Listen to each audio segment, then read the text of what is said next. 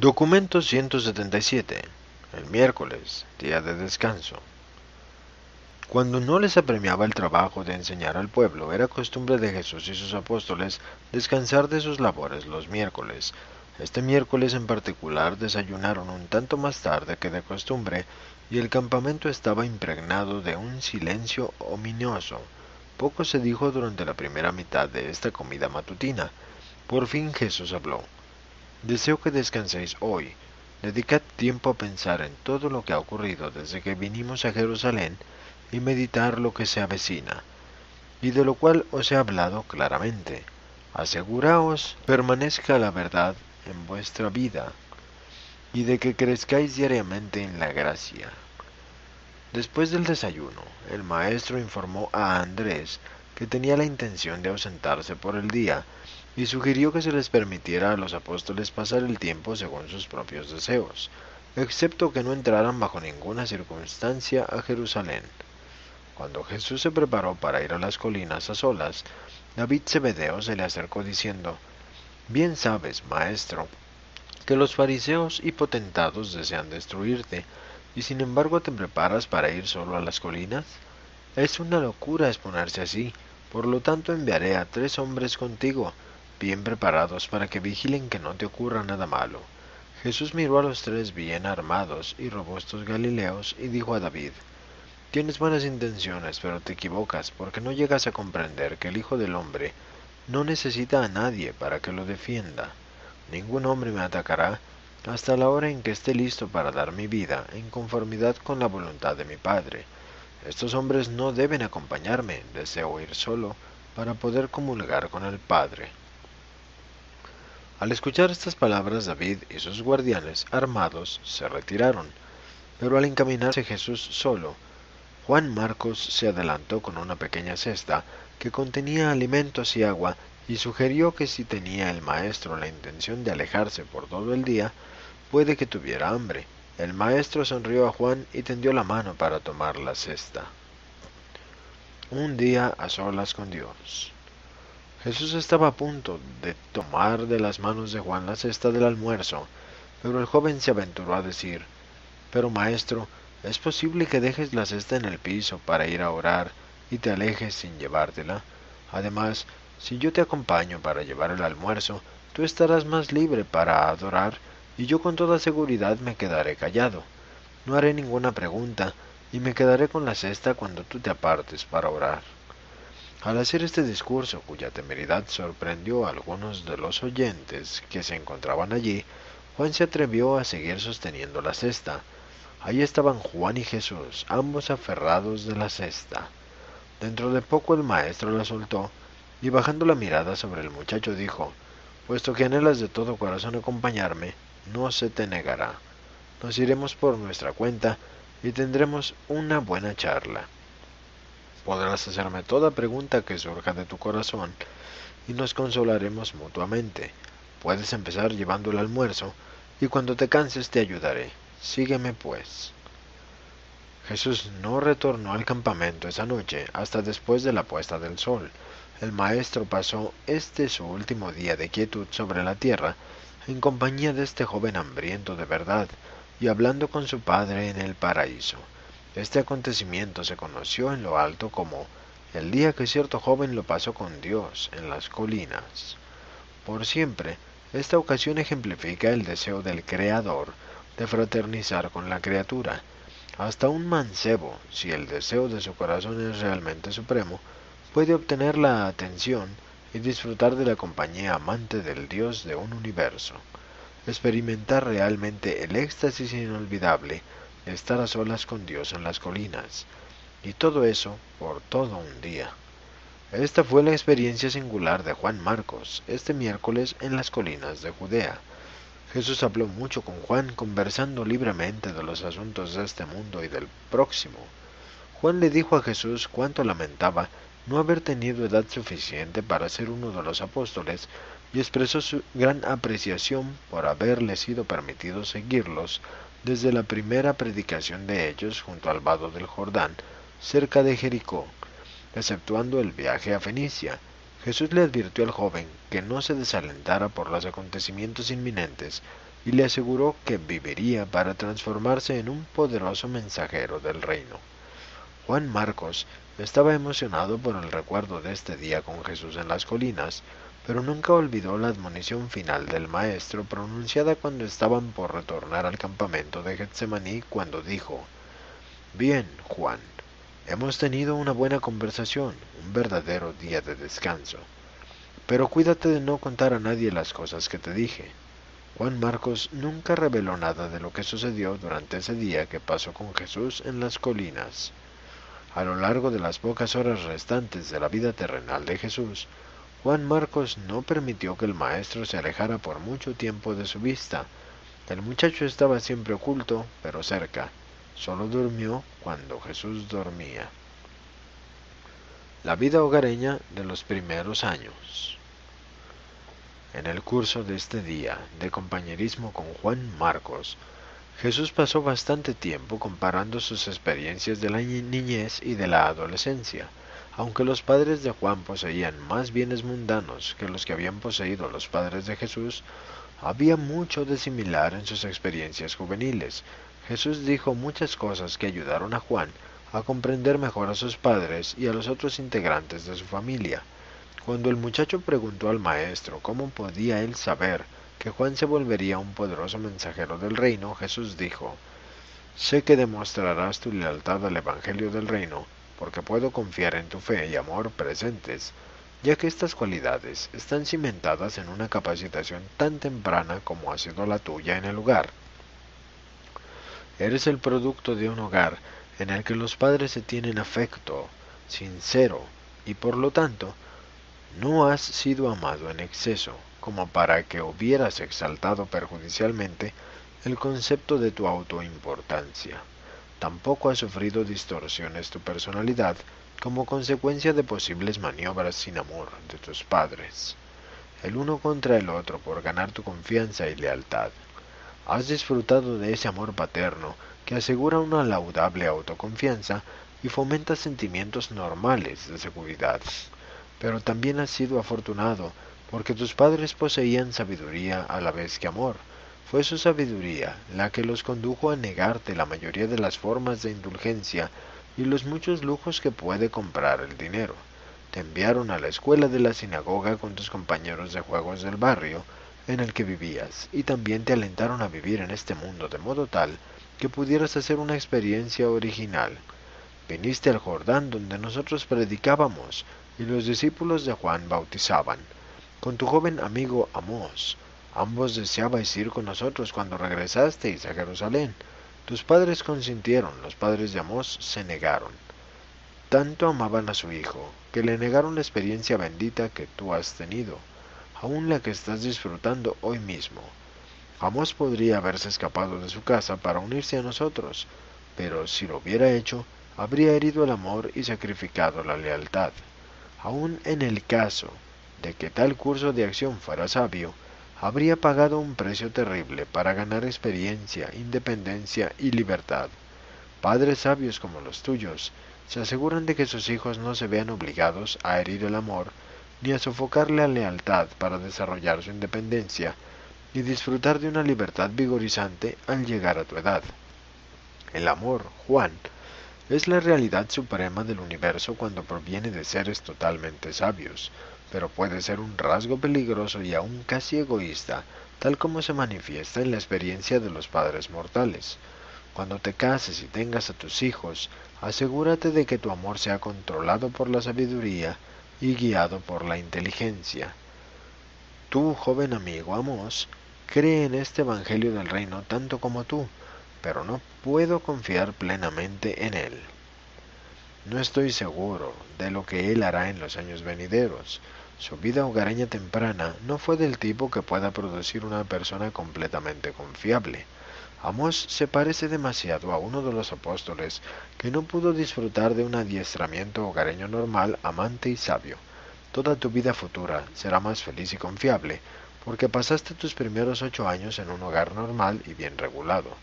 Posees un carácter fuerte y bien integrado, porque creciste en un hogar en el cual prevalecía el amor y reinaba la sabiduría. Este tipo de adiestramiento durante la infancia, produce un tipo de lealtad que me da la certeza de que seguirás el curso de acción que has comenzado. Por más de una hora, Jesús y Juan continuaron esta conversación sobre la vida hogareña. El maestro siguió explicándole a Juan cómo un niño depende totalmente de sus padres y de la asociada vida hogareña para formar sus primeros conceptos de todo lo que sea intelectual, social, moral y aún espiritual, puesto que la familia representa para el niño pequeño todo lo que él puede conocer de primera intención en cuanto a las relaciones humanas o divinas. El niño deriva sus primeras impresiones del universo de los cuidados de su madre. Depende completamente del Padre terrenal para sus primeras ideas sobre el Padre celestial. La vida subsiguiente del niño será feliz o infeliz, fácil o difícil, según haya sido su vida mental y emocional temprana, condicionada por estas relaciones sociales y espirituales del hogar. La vida entera de un ser humano está enormemente influida por lo que sucede durante los primeros pocos años de su existencia. En nuestra creencia sincera que el Evangelio contenido en las enseñanzas de Jesús fundado, como lo está en la relación del Padre-Hijo, podrá difícilmente disfrutar de una aceptación mundial hasta el momento en que la vida hogareña de los pueblos modernos civilizados contenga más amor y más sabiduría. A pesar de que los padres del siglo XX posean gran conocimiento y mayor verdad para mejorar el hogar y ennoblecer la vida hogareña, sigue siendo un hecho que muy pocos hogares modernos llegan a ser medios para la crianza de niños y niñas tan buenos como lo fuera el hogar de Jesús en Galilea y el de Juan Marcos en Judea. Sin embargo, la aceptación del Evangelio de Jesús dará como resultado una mejora inmediata de la vida hogareña. La vida amorosa de un hogar sabio y la devoción leal de la verdadera religión ejercen una profunda influencia recíproca. Tal vida hogareña elevada a la religión y la religión genuina siempre glorifican el hogar. Es verdad que muchas de las influencias objetables y paralizantes y otras características obstaculizantes de estos antiguos hogares judíos han sido virtualmente eliminadas de muchos de los hogares modernos mejor regulados. Existe, en efecto, mayor libertad espontánea y mucha más libertad personal, pero esa libertad no está equilibrada por el amor, motivada por la lealtad, ni dirigida por la disciplina inteligente de la sabiduría. Hasta tanto enseñemos al niño a rezar, Padre nuestro que estás en los cielos, recae sobre todos los padres terrenales una tremenda responsabilidad, la de vivir y ordenar sus hogares de manera tal que la palabra Padre quede glorificada en la mente y en el corazón de todos los niños que están creciendo. El día en el campamento. Los apóstoles pasaron la mayor parte de este día caminando por el monte de los olivos y conversando con los discípulos que allí acampaban con ellos, pero por la tarde temprano ansiaban ver el retorno de Jesús. A medida que fue pasando el día se pusieron cada vez más agitados pensando en su seguridad. Se sentían inexpresablemente solos sin él.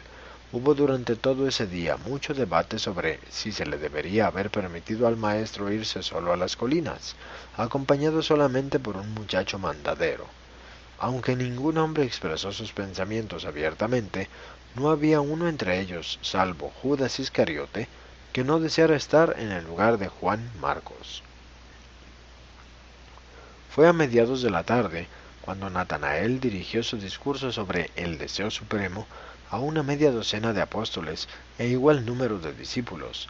La conclusión de dicho discurso fue: lo que pasa con la mayoría de nosotros es que no nos dedicamos de todo corazón, no llegamos a amar al Maestro como Él nos ama a nosotros. Si todos nosotros hubiéramos querido ir con Él tanto como lo deseaba Juan Marcos, Jesús con toda seguridad nos habría llevado a todos.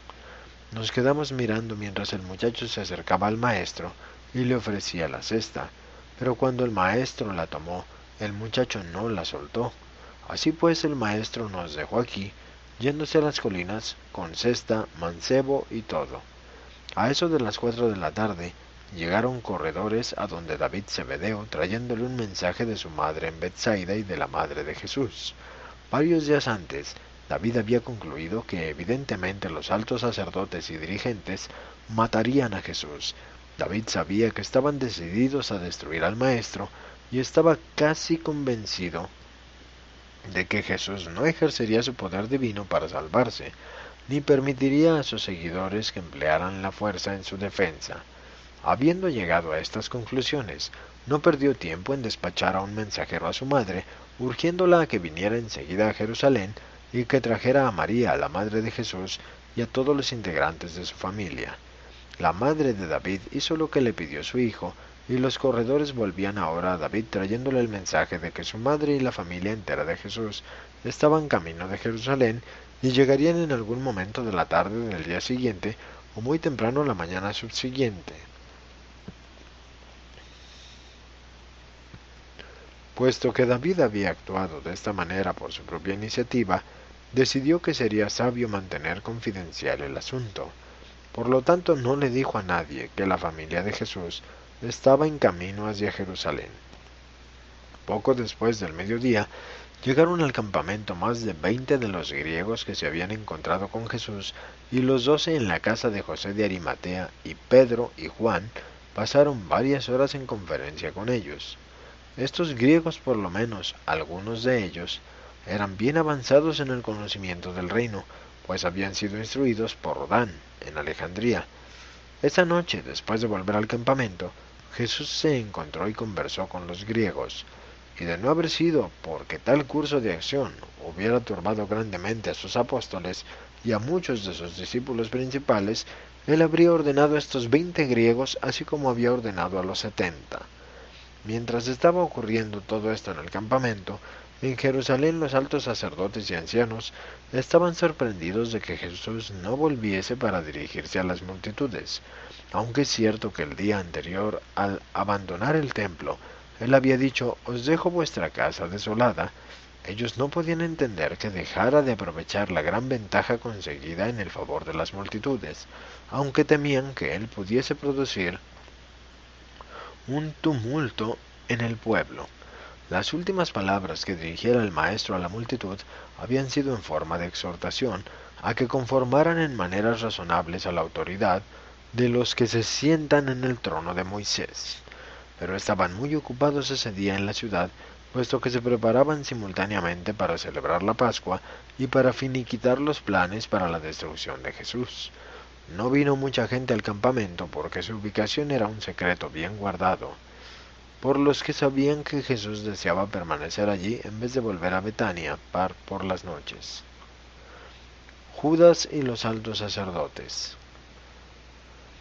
Poco después de que partieran Jesús y Juan Marcos del campamento, Judas Iscariote desapareció de entre sus hermanos y no volvió hasta tarde ese anochecer.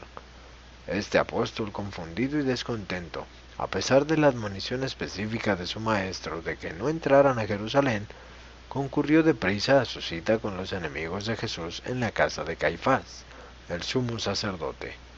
Era esta una reunión informal del Sanedrín y se la había planeado para poco después de las 10 de esa mañana. Esta reunión se convocó para discutir la naturaleza de las acusaciones que deberían prepararse contra Jesús y decidir el procedimiento que se debería emplear para traerlo ante las autoridades romanas, con el fin de asegurar la confirmación civil necesaria para la sentencia de muerte que ellos ya habían decretado. El día anterior, Judas reveló a algunos de sus parientes y a algunos amigos saduceos de la familia de su padre que había llegado a la conclusión de que aunque fuera Jesús un soñador e idealista bien intencionado, no era sin embargo el libertador esperado de Israel. Judas declaró que mucho le gustaría encontrar una manera de retirarse discretamente del movimiento.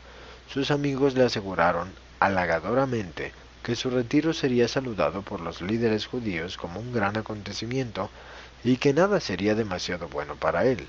Lo llevaron a creer que recibiría inmediatamente altos honores del Sanedrín y que finalmente estaría en una posición que recibiría inmediatamente altos honores del Sanedrín y que le permitiría borrar el estigma de su bien intencionada pero desafortunada asociación con estos galileos ignorantes. Judas no podía creer del todo que las obras poderosas del Maestro fueran forjadas por el poder del príncipe de los diablos, pero ya estaba plenamente convencido de que Jesús no ejercería su poder para engrandecerse, y por fin se había convencido de que Jesús permitiría ser destruido por los potentados judíos, y él no podía soportar la idea humillante de que se le identificara con un movimiento de derrota. Se negaba a cobijar la idea de un fracaso aparente. Entendía completamente el carácter firme de su maestro y la agudeza de esa mente majestuosa y misericordiosa. Sin embargo, derivaba cierto placer de una parcial aceptación de la sugerencia de uno de sus parientes, quien opinó que Jesús, aunque fuera un fanático con buenas intenciones, probablemente no estaba en sus cabales, que había sido siempre una persona extraña y mal entendida.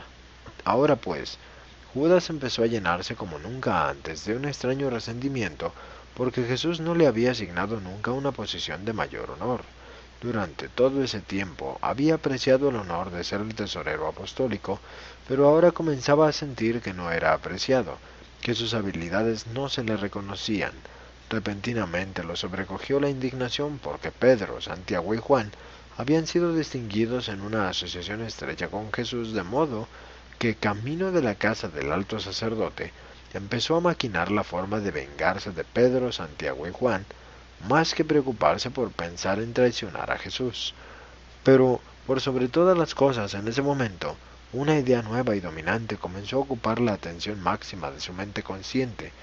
Había salido para conseguir honores para sí mismo, y si podía conseguirlo vengándose al mismo tiempo de los que contribuyeron a la mayor desilusión de su vida, mejor así.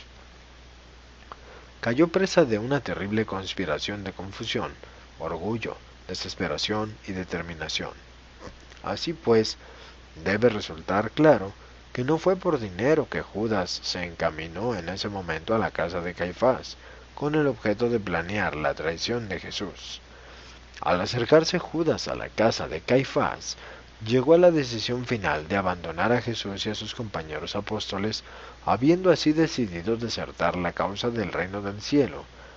Estaba decidido a asegurarse para sí mismo todo lo posible de esos honores y glorias que creía serían suyos algún día, cuando por primera vez se identificó con Jesús y con el nuevo evangelio del reino.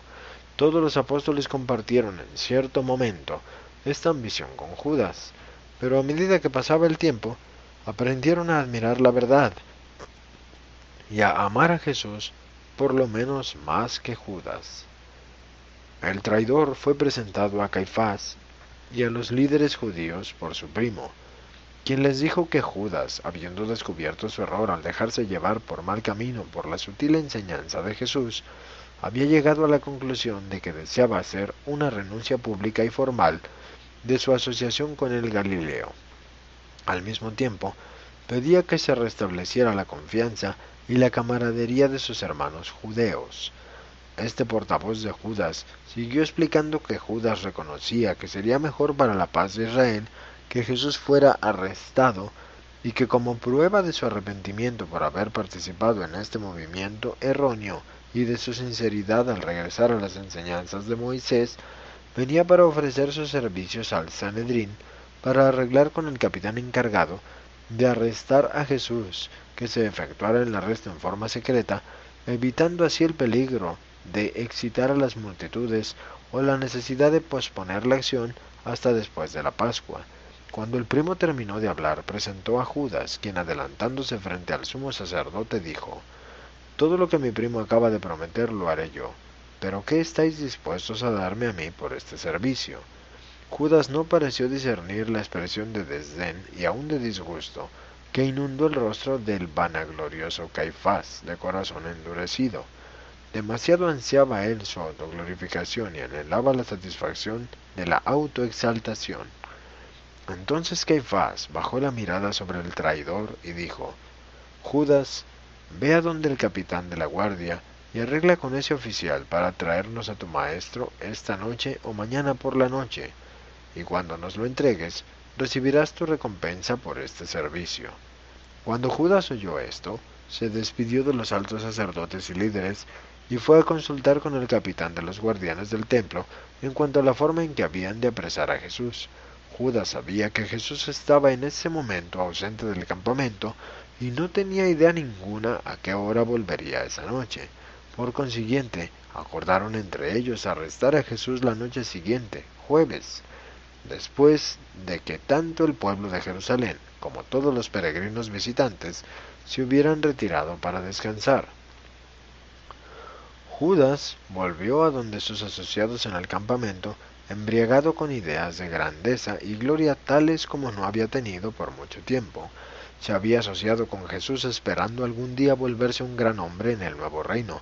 Finalmente se había percatado de que no habría un nuevo reino tal como él lo había anticipado, pero se regocijaba de su sagacidad al decidir que compensaría su desilusión por no poder alcanzar la gloria en un nuevo reino, por venir con la obtención inmediata de honores y recompensas en el viejo orden. Estaba él ahora seguro de que ese viejo orden sobreviviría y destruiría a Jesús y a todo lo que él representaba. En esta última motivación de intención consciente, la traición de Judas demostró ser el acto cobarde de un desertor egoísta, cuya única preocupación era su propia seguridad y glorificación, pese a las posibilidades y a las posibles consecuencias de su conducta sobre su maestro y sobre sus ex asociados. Pero así fue por siempre.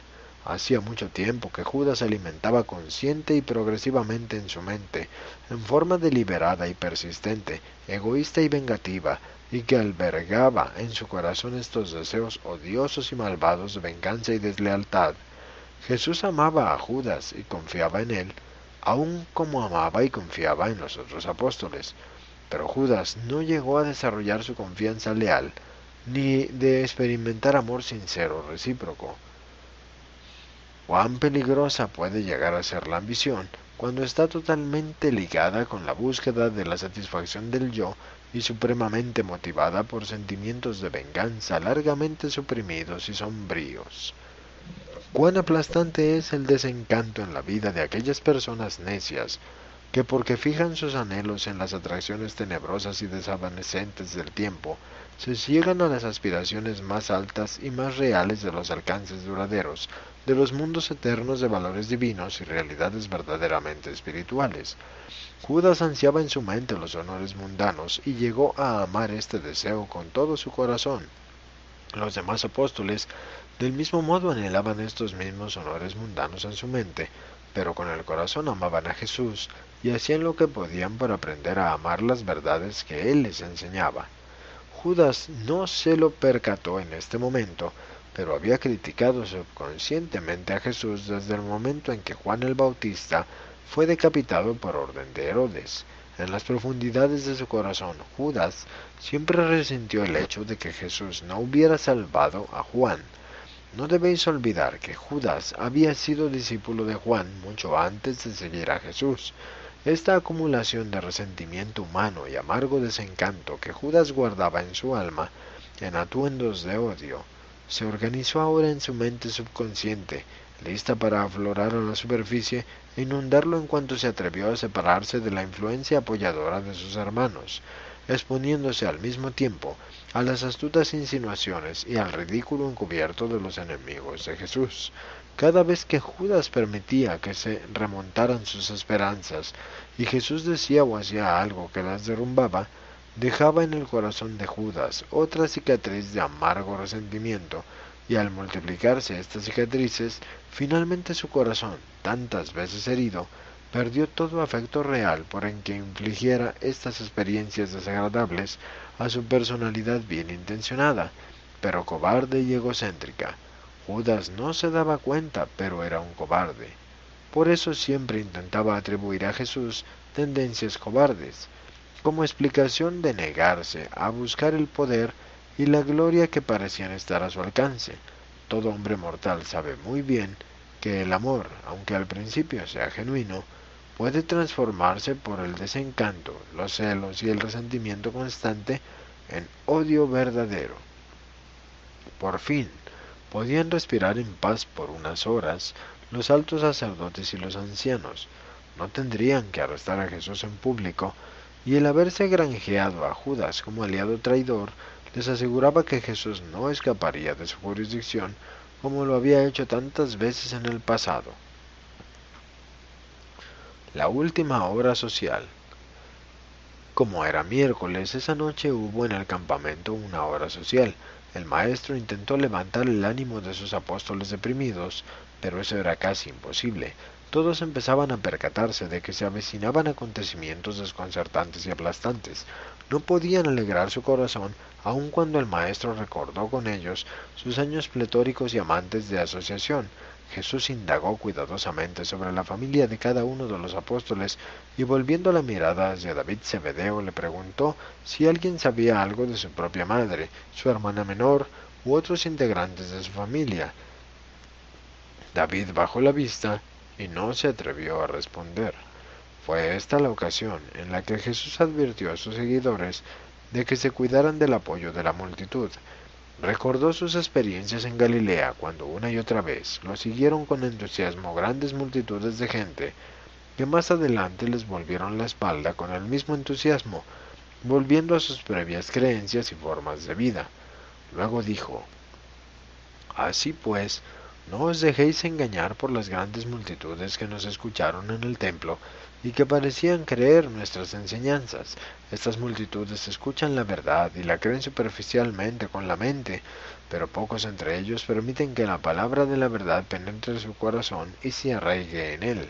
Cuando se presentan verdaderos problemas, no se puede contar con el apoyo de los que conocen el Evangelio solo en la mente y no lo han experimentado en el corazón.